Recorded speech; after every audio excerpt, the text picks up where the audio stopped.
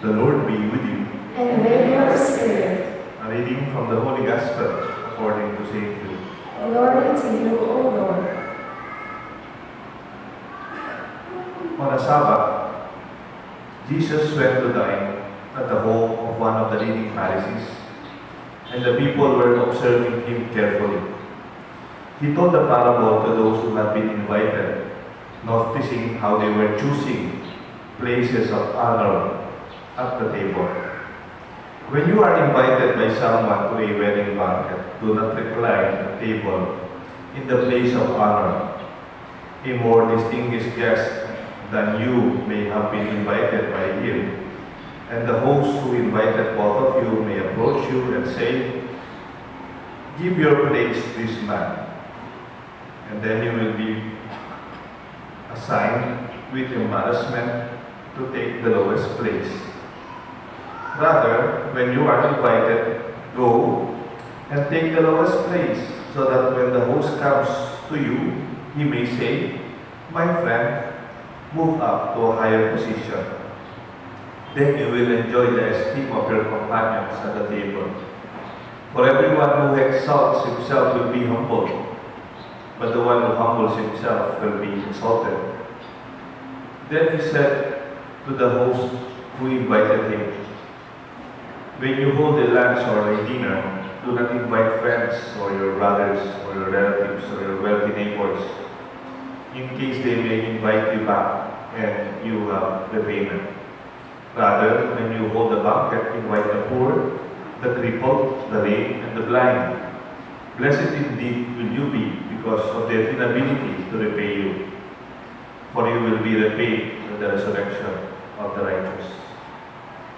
My dear friends, my dear brothers and sisters, the good news of our salvation. Praise to you, Lord Jesus Christ. Father, the Son, and the Holy Spirit. Amen. Good evening po. When I was a little boy, I was still a altar boy, as big as that boy, mga grade 3. I was serving the parish priest who was celebrating Mass in a very remote barangay. Yung isa po, Sunday Mass, kaya lang, dahil maliit na barangay ang pinagmimisahan, punong-puno at wala nang pumupuan sa altar. Isa lang yung upuan sa altar para sa pare. Ako lang po yung altar boy, mga grade 3. Mabuti na lang, inosente pa po ako nung wala pa akong sense of order in terms of hierarchy or propriety. Kasi po, napansin ko, nung umupo na po lahat para first reading, ako na lang yung walang upuan. Hindi na gaya rin, merong mga monoblocks. We can easily afford plastic chairs. Ngayon, noon po yung mga upuan, mga talagang wooden, they are very particular. So, ginawa ko po, innocently, casually, lumapit po ako sa pare na nakaupo. Nagisingit po ako sa upuan niya. The good thing about the parish priest is so holy and good that hinayaan akong umupo sa tabi niya. So habang first reading, second reading, I was sitting beside him para magkabarkada kami sa isang upuan. At mas maganda po nung nag-homily na siya. Nung nag-homily na po siya, ako na po yung maupo dun sa upuan niya. You know, in the gospel, big deal, big issue, kung saan nakaupo, sino. They were even vying for the seat of honor. Kung saan tawag natin dyan, kabisera. That's why I would like to review our sense of dignity. If we may put title here, siguro lagay natin, Dignity 101. We never discuss dignity. We just assume we know the meaning of dignity, where it comes from, and how we are able to acquire dignity. If we do not know where it's coming from, we might assume pseudo sources as the real source of dignity. Kaya nga, may tinatawag po akong pseudo dignity. Mali po yung spelling, nakatunan yung U sa E. Yung pseudo-dignity, inisip natin, parang source na ng dignity, pero hindi pa. Kanina po, may bininyagan ako, dami ninong, yung isa. Yung isa, sabi ko, Chair, ba't nandito ka? Father, proxy, ninang po ako, hindi kasi pwede man ako. Proxy, parang siya, pero hindi siya. Ganon din po yung pseudo-dignity. Parang dignity, pero hindi. Parang representative lang, pero hindi talaga yun. Huwag tayong umasa na yun na yun. Kung minsan, ang tawag din dyan, quasi-dignity or surrogate, kapalit lang, pero hindi talaga. Pwede tayong magbigay ng pseudo sources of dignity. Halimbawa, magandang kotse. We might begin to believe that your beautiful car is the source of your dignity. It's not. It's only a beautiful car. It must be expensive, therefore comfortable, but it's not your dignity. Even when you did not have that car, your dignity is there. Ano ba po? Your success. Maybe now that you are successful, you might begin to feel, now, I'm more dignified than when I was not successful. That's pseudo. That is quasi. Your success is success, but it's not dignity per se. You may think, if I wear this branded na damit, maybe I will look more dignified. It's expensive. Maybe it's, yung baka mahal na damit, baka it might last longer. Pero, it has nothing to do with your dignity. Pseudo nga eh, parang proxy, pero hindi siya. You can add more. Yung education, a high education. Graduate siya ng college. Graduate siya ng MA. May doctorate siya. Higher dignity? No. Higher academic achievement. But higher education. But it has nothing to do with your dignity. Kaya kung yung kaklase mo, nung high school, yung kapatid mo hindi nakapag-MA, it means less yung kanyang dignity. Let's think about that. Pwedeng valedictorian ka o salutatorian. Higher dignity, then higher grades. Intelligence may be better, but it's not dignity per se. Kaya nga yung upuan, kung saan ka nakaupo, all the more, it does not represent dignity. Kahit saan ka nakaupo, kahit nakaupo ka sa dirty kitchen, kung minsan doon nga mas maraming ulan sa dirty kitchen. Pero wala doon yung dignity whenever you are seated, isn't it? Kaya nga po, si Jesus nagre-react at nagbibigay ng comment sa patuya because he was noticing as he were observing people attending a wedding banquet.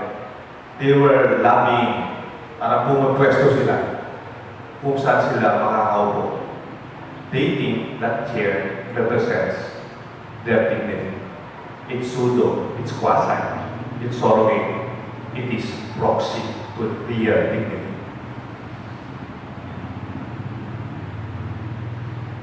Kaya nga, kung minsan, napapansin po natin, in the second point, if we go to dignity as applied sa pseudo-dignity, we begin to feel there is more and there is less dignity. Because you think this is the dignity or the source of your dignity. My car is my source of dignity. Baka parang less dignity pag hindi brand new yung car. Di ba ngayon, nakakotse ka na, mayroon pang gradation. Tingnan niyo po, mayroon gradation.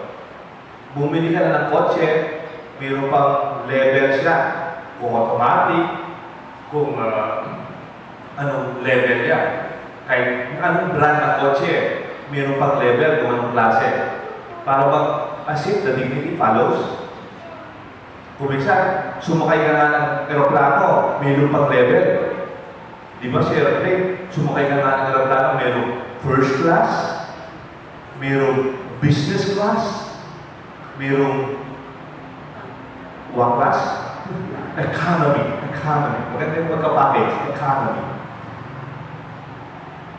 Do you think because of that perspective, pag nasa first class ako, marami yung nagsiserve sa akin, mas malaki yung upuan ko, mas maraming gadgets.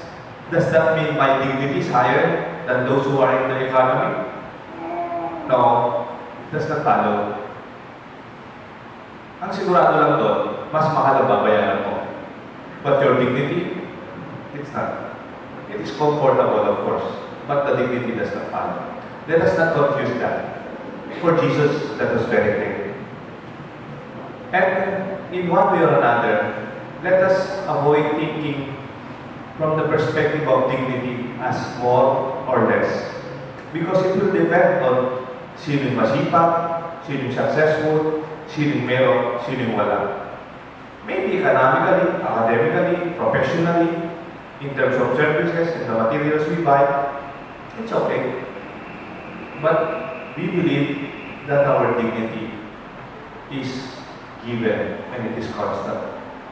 It is never dependent on how people would see dignity as represented by material things. Dignity is given. You did not work for it. When you were born, your dignity is already with you. In fact, even when you were in the womb of your mother, your dignity is already there. That is why the church will fight for you.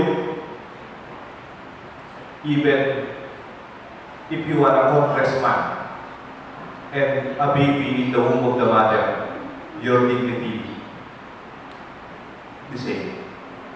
Even when you are the doctor and the one who is sick is there, the dignity will be the same. They are given. Even before you became a doctor, even you become a congressman, even you did not win in the election, the dignity remains. That is office, that is functional. Kung minsan tinitingnan mo natin ang dignidad depende sa posisyon. Presidente ng kumpanya, mataas ang dignity. Mataas ang posisyon. Sigurado, mataas ang sweldo. Mataas din, iba rin yung function. It's function. What if nag-retire ka na? Nasaan yung dignity mo? Na-retire na rin. That's just an office. Dito sa St. Jude, maraming mga retired. Dito. Kasama po sila naglilinis. Pag Lunes ng umaga, Miyerkules, at saka every day. And we are very happy. And your sense of security remains in terms of self-esteem. Binibiro nga sila. Kailan ka nag-retire, doon ka nag-MA. Di ba yung nag-MA, yung nag-promote, no? Minsan, yung iba nag-retire dito, provincial director, regional director, mga department heads, mga ganyan. Pag nag-retire na, doon sila mag-MA. Magbante ako. Manese ako. Makita mo sila, dating director ng Region 3. Tapos makita mo siya. Kasama yung mga apo nila. Nagbabantay ng apo.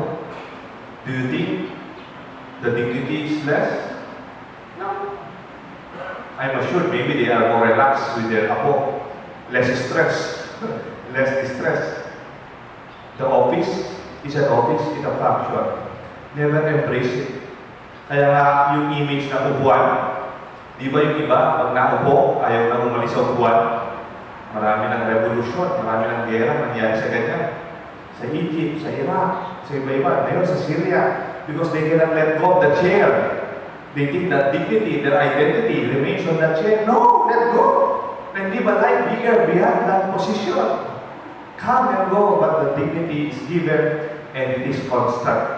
When I say constant, it is always the same. Kahit anong mangyari sa buhay natin. I would dare say, kahit nagkamali ka, your dignity is there. Kaya lang, pag nagkakamali ka, nagkakasala ka, pwede ko sabihin, hindi yata bagay sa dignity mo ang kasalanan na yan. Huwag mong gawin yan, hindi bagay sa'yo. You know why? The source of our dignity is actually from the very beginning of the Bible, where it is written in Genesis, we were made and created in the image and likeness of God. That is your dignity. That is your identity. When we were baptized, we were anointed with oil to say that you are a son, you are a daughter of God. You belong to His family. That is your dignity. Not your car, not your branded materials, not the things that you have achieved. Kaya nga kahit yung kapatid mo hindi nakapag-achieve as far as you have achieved, it is the same. Father, ba't kailangan pa natin tulungan yung mahirap? Ba't yung mga natutulong sa daan, yung natutulong sa ilalim ng tulay, ba't tinutulungan pa natin? Kasi po hindi bagay sa dignity nila ang nasa lansangan. Halimbawa kayo, pinido nyo, halimbawa, ito yung pinido ninyo. Tapos nakita mo yung anak mo natutulog sa lansangan. Hindi mo siya kukunin. Kukunin mo ba? Anak, hindi bagay sa iyo yan. Pamilya ka namin, kami, huwag ka matulog dyan. Because you do not deserve that. All the more if we see that we are God's children. And in this way, we celebrate that dignity. How do we apply this? In simple terms. Respect. Because I look at your dignity the same and constant and given, I will respect you. Successful ka man ngayon, o hindi ka successful bukas, my respect to you will be constant. I will respect the president of the company. I will also respect his staff. I will also respect his rank and file, because that is how we look at others. That is also applied with self-respect. Kung minsan nagkaroon ng tao low self-esteem, minsan nagkamali, na-turn down, o may not successful ventures, your dignity remains the same. Even our sense of security, do not be insecure. Father, may interview po ako bukas, ninenervous po ako, may interview ako. Be confident. Confidence that is humble. Confidence that is not mayabang. You just look at yourself yung nag-i-interview sa'yo. He's just doing his job. Do your task as an applicant. And do not put anything more than that. Remain confident and dignified. And you can apply all of this in our way of looking ourselves and others. And in that way, we will maybe celebrate the identity of your person more peacefully and more meaningfully. Kaya po ang ating dignity hindi pwedeng mawala kasi galing sa Diyos. Once God gave it, He will never take it away. And once God gave it, He will never change His mind. Protect. Take good care of your dignity. Minsan po, naglilinis ako dito, Wednesday morning. Kasama po yung ibang EMTs. Naka-shorts po ako kasi naglilinis kami dyan.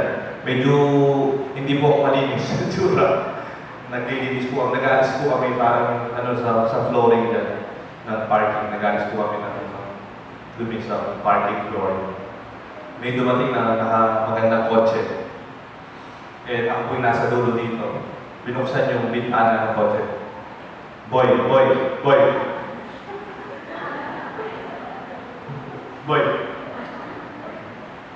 Yes, sir. Ano po ito? Ano po yun?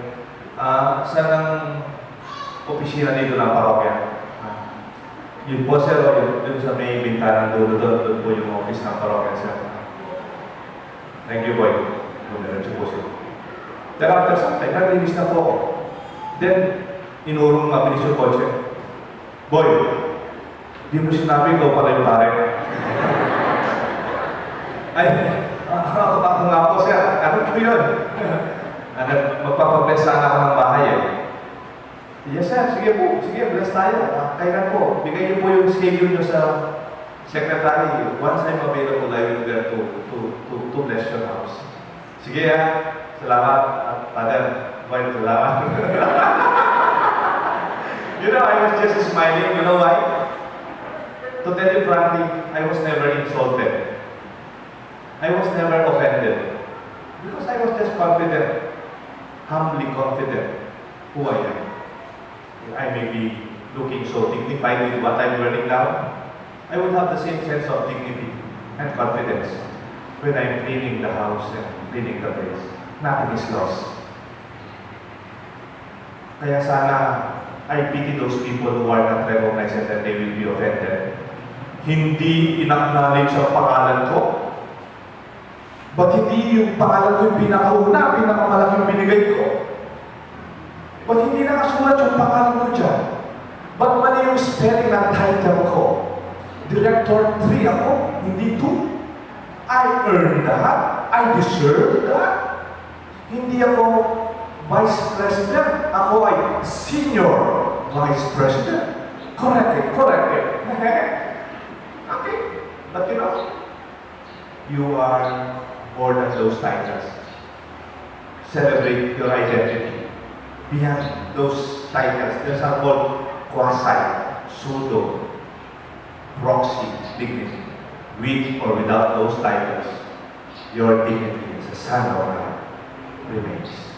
There is nothing higher than the dignity that we are called sons and daughters of God.